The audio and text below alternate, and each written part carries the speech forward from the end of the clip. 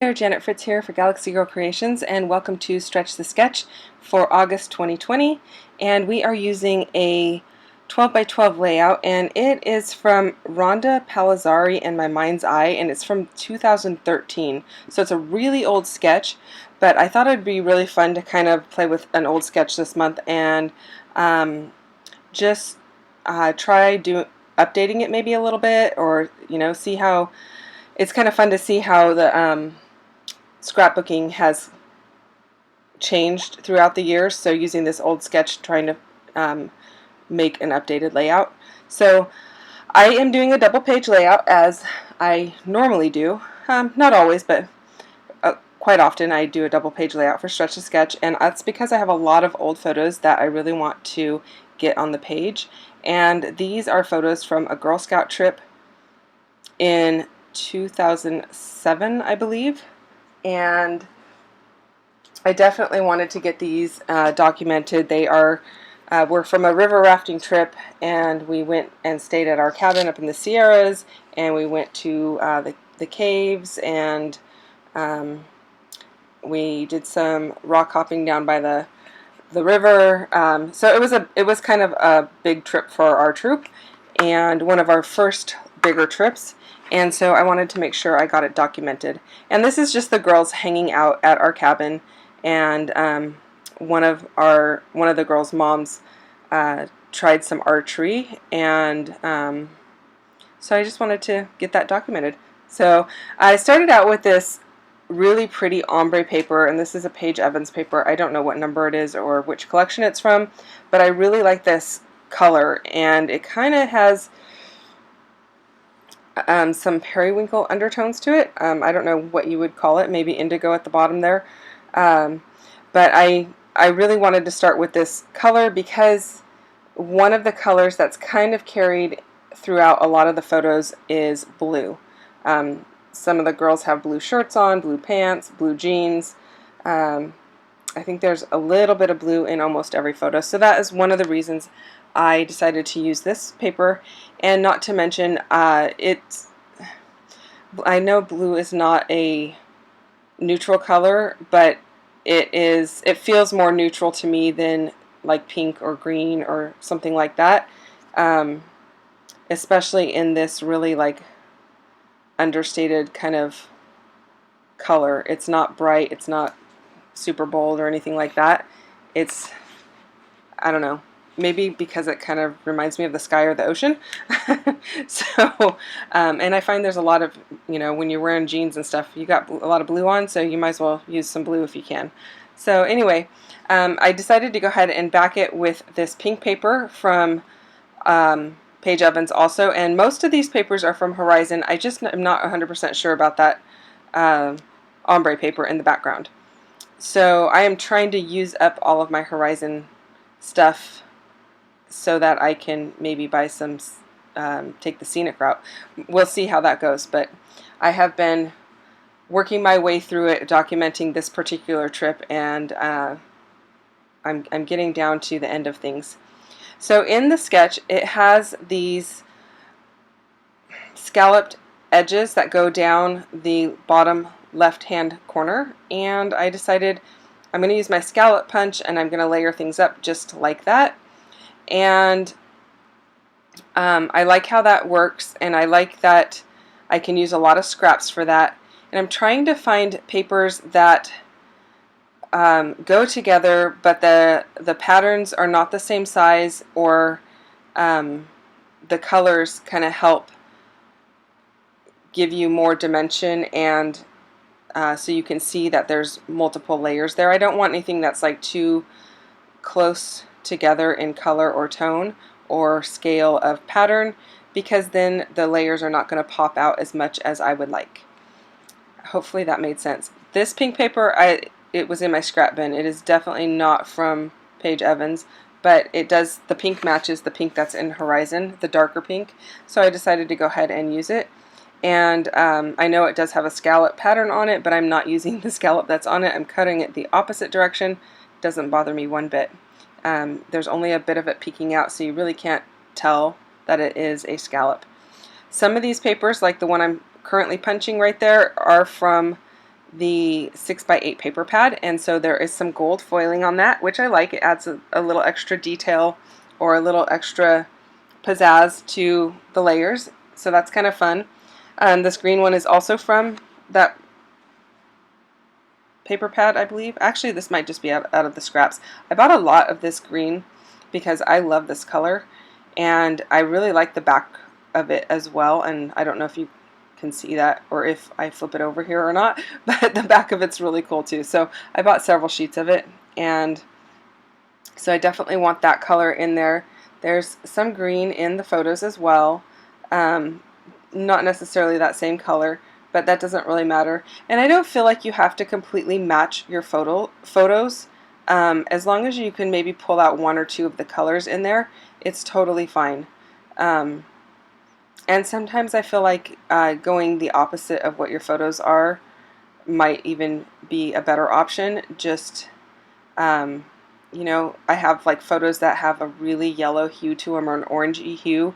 They're usually old photos, but in my mom's house, I get a lot of those yellow undertones because she has a wall that has that's red, and then the way that the light hits everything, there is a ton of yellow undertones, and so putting yellow on photos with that yellow undertone onto yellow paper, it makes it even more yellow. So going the opposite really helps that out. So I think that kind of helps here because our cabin has unfinished walls. It has a lot of yellow in it and reds. One of the pieces of furniture is red. The tabletop is that wood grain yellowy oak color, and so putting it on a cooler toned paper helps to tone down those warm colors that are in the photograph. So that is just a little tip for you, and hopefully that helps you out when you're kind of selecting your papers for your photos also. So keep that in mind. Now, I really like this light blue paper, and I like the brightness of it, and putting it next to the photos really helped kind of lighten up everything, because all of my layers were very, I don't want to say they were dark, but all of those layers of scalloped edges were kind of more saturated. So using the blue or periwinkle on white pattern paper kind of lightened everything up, since it's not quite so saturated in tone. And then I went ahead and decided to go ahead and punch this pink background layer, and you're not going to see a lot of that. In fact, the majority of it gets covered up, but I decided to go ahead and do it anyway because at the time I didn't know if it was going to get covered up. In fact, I thought I was going to layer it like this, but this is not how the layers are going to end up. That blue piece is actually going to be right on top of it, so you really just don't see a whole lot of it, but that's okay.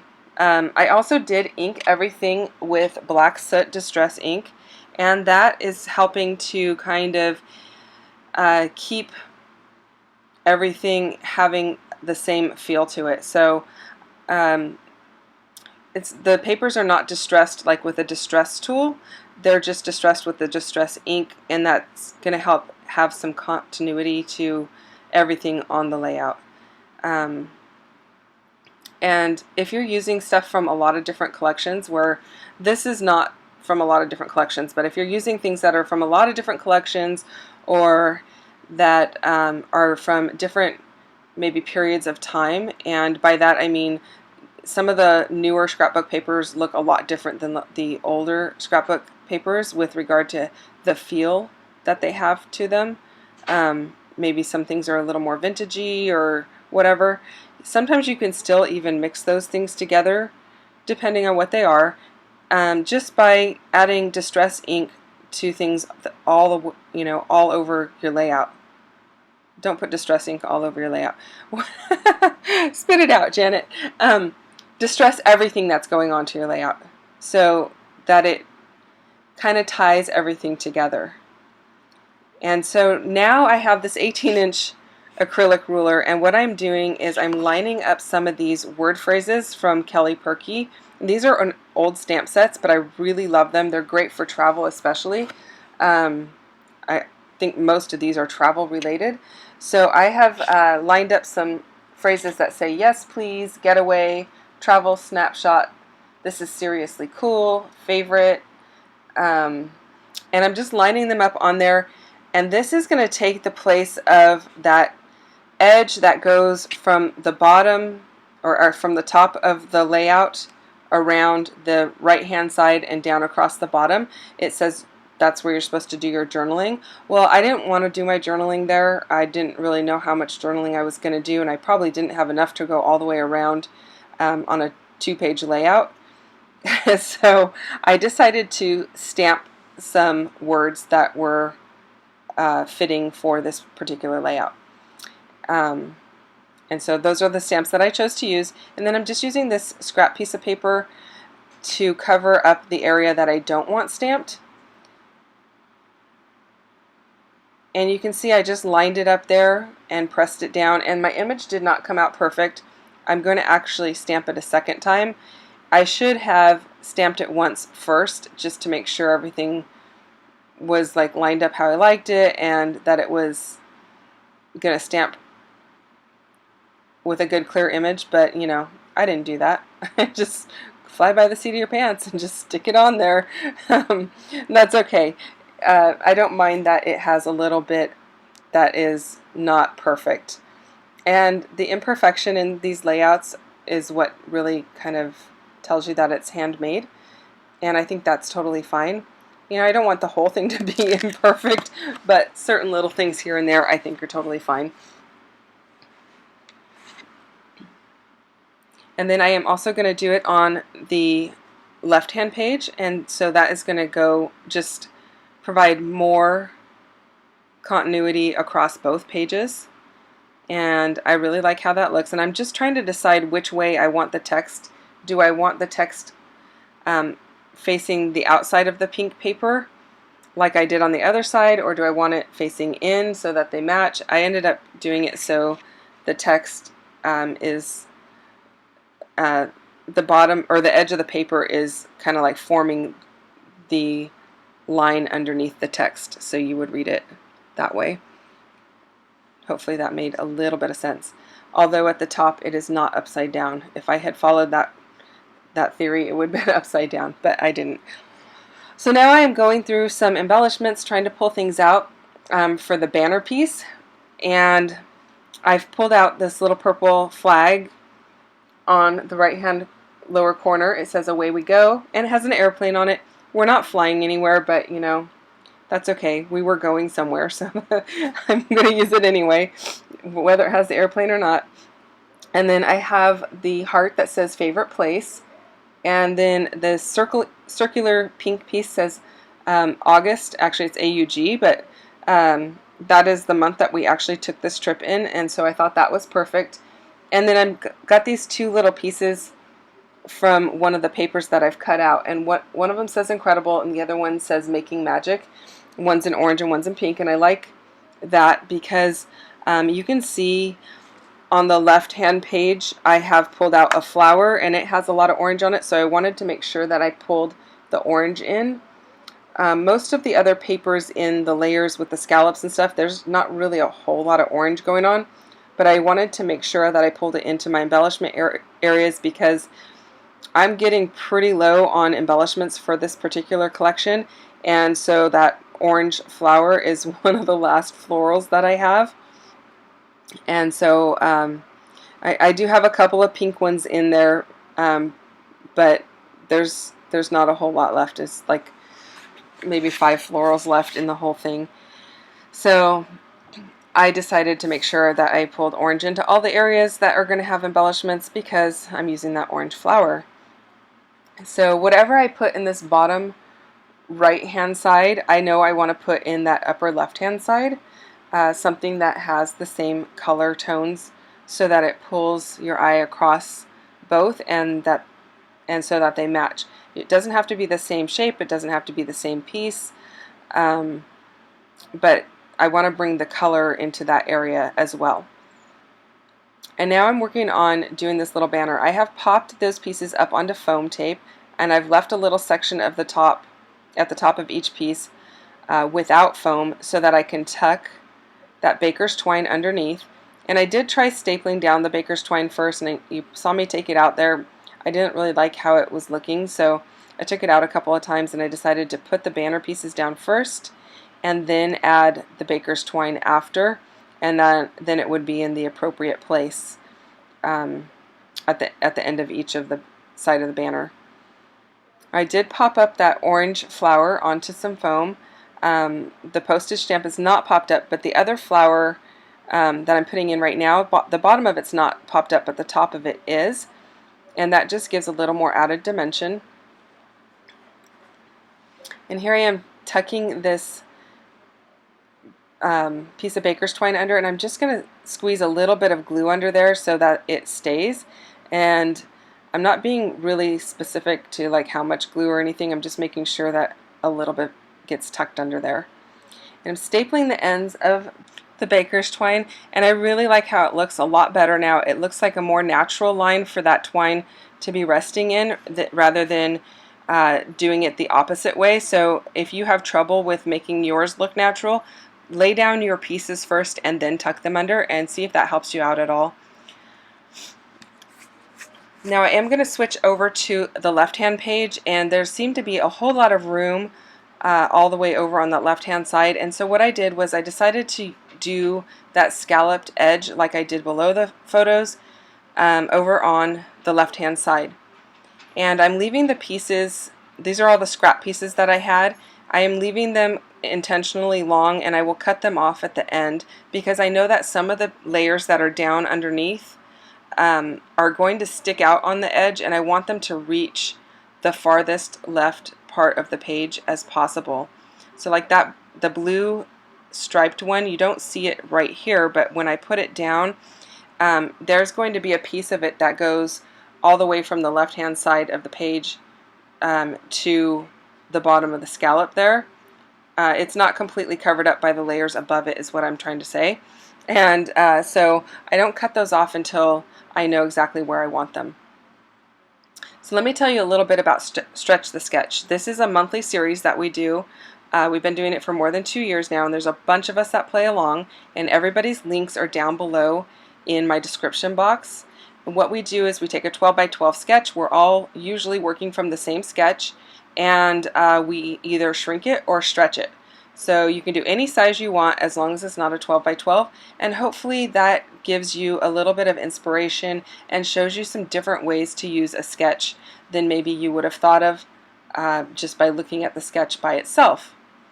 So again, check out all of the ladies that are playing along down below, and hopefully you enjoy this series as much as we are enjoying producing it. So I am going to go ahead and do my title now. My title is Base Camp. I thought I was going to do it down at the bottom here, and then I decided to move it. I'm going to move it up above the embellishments on the left-hand page, and I could have titled it something more about the cabin, but I have a lot of layouts that talk about our cabin. We've had it in our family for quite a while, so I didn't feel like I needed to. I really wanted to note that this was where we based our adventures out of. We did spend 2 days at the river rafting facility. They had tent cabins there, and then from there we went to our cabin and we based out of there, and we did some not river rafting. We did our cave tour. We went down to the river and did some hiking, and we went into town and had ice cream at the old-fashioned ice cream shop. And each night we'd come back to our cabin, and that was our base camp. And that's pretty much what the journaling says, and you saw the journaling piece go in right there. I didn't make you sit through me actually writing it. So now I'm just adding some embellishments to that far left hand side. I had a sticker that had a vase with flowers. I cut the vase off and covered that up with the round piece there that is up on foam tape. And I'm adding this little orange piece that says So Happy, and these pieces are getting well, the orange piece is getting inked as well. I didn't ink everything on that side. Actually, most of my embellishments are not inked, but the orange piece I did ink because it had some extra white showing in it that I didn't want showing. And now I'm adding some enamel dots in Periwinkle, and I'm going to add a little bit of white acrylic paint that is thinned out with a little bit of water, just to add a little more texture. And that's pretty much going to take us to the end of the layout. Hopefully you've enjoyed this video, and if you did, give me a thumbs up. Here come the close-ups. Thanks for watching. Bye now.